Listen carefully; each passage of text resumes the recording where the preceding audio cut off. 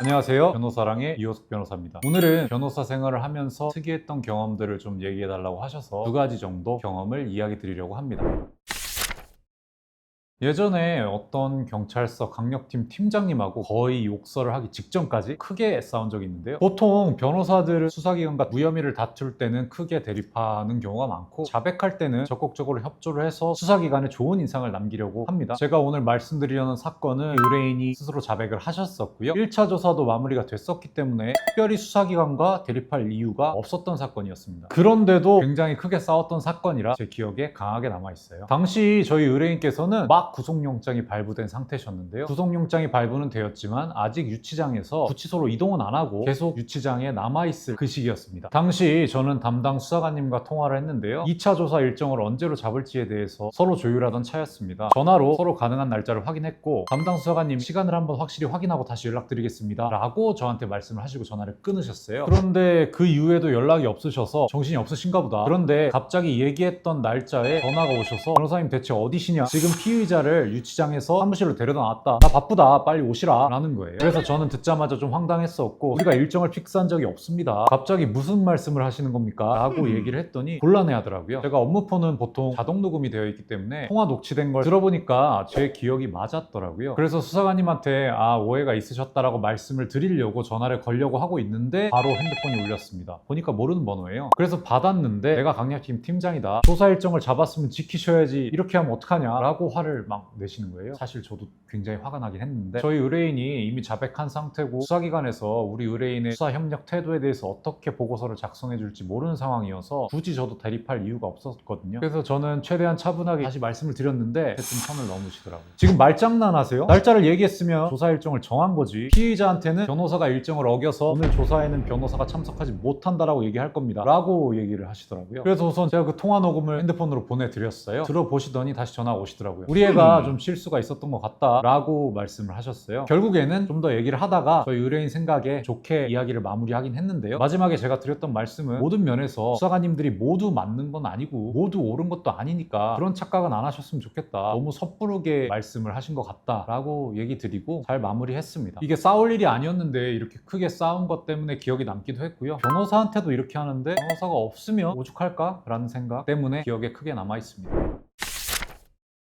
두 번째 기억나는 일은 조금 섬뜩하기도 하고 후회되는 일이었는데요. 어느 날 갑자기 제 업무폰으로 통신 이용자 정보 제공 통지 문자가 날라왔는데요. 수사기관에서 번호 명의자의 가입 정보를 조회해봤다라는 통지거든요. 보통 수사기관에서 조회를 하는 것은 피의자를 특정하기 위해서도 하지만 참고인이라든지 또는 실제 피의자가 통화한 사람이 누군지 알아볼 필요가 있을 때도 진행을 하기도 해요. 그래서 저뿐만이 아니고 형사사건을 전문으로 하는 많은 변호사님들께서 심심치 않게 이런 문자를 받으실 건데요. 그렇기 때문에 저도 특별히 이상하게 생각하거나 알아볼 생각도 없었어요. 근데 그 문자를 보면 어느 경찰서 어느 팀에서 조회를 했다, 목적은 뭐다라는 게 나와 있는데요. 근데 좀 팀이 이상하더라고요. 제가 그 당시에 그 경찰서 관할 사건을 상담한 기억이 없었어요. 그래서 대체 이 사건은 뭐지? 라고 생각을 해서 상담 기록과 통화 녹음 파일, 통화 내역을 보다 보니까 한 사건이 눈에 딱 띄더라고요. 딱 그 사건만 강력팀에 배정될 만한 사건이었거든요. 전화 상담했던 사건이었고, 내용의 첫 마디는 여자친구가 나를 폭행으로 고소했다, 이건 허위예요 였습니다. 저는 보통 의뢰인들의 사정을 듣고 상담을 드리기 전에 의뢰인들에게 원하는 결과를 여쭤보긴 하는데요. 그래서 이분에게도 여쭤봤습니다. 여자친구와 헤어지실 거냐, 아니면 화해해서 다시 사귀기를 원하시냐, 어떤 걸 추구하냐에 따라서 대응 방식이 미묘하게 달라질 수가 있거든요. 근데 의뢰인 반응이 조금 이상하셨어요. 나는 때린 적이 없다, 너무 억울해서 헤어지고 싶다, 경찰이 내 말은 하나도 들어주지 않고 여자친구 말만 믿는다, 자신은 칼을 든 적이 없는데 경찰이 개입을 했다. 전 그 말이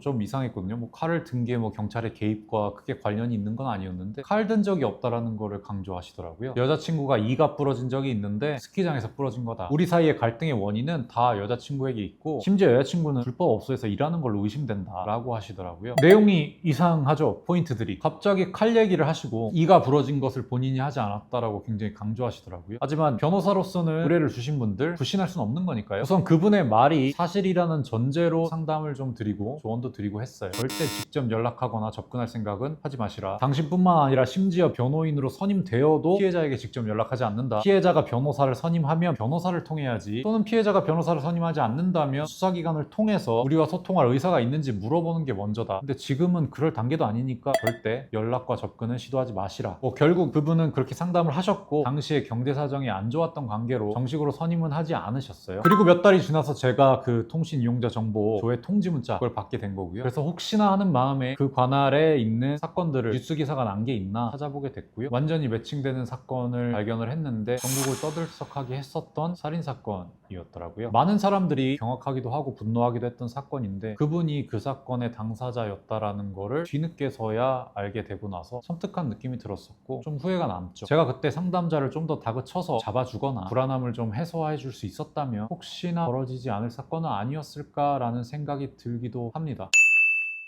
네, 오늘은 저도 좀 감정이 무거워지는 이야기를 해드리게 됐는데요. 다음에는 일상에서 도움이 되는 법률적인 지식으로 찾아뵙도록 하겠습니다. 지금까지 변호사랑의 이호석 변호사였습니다.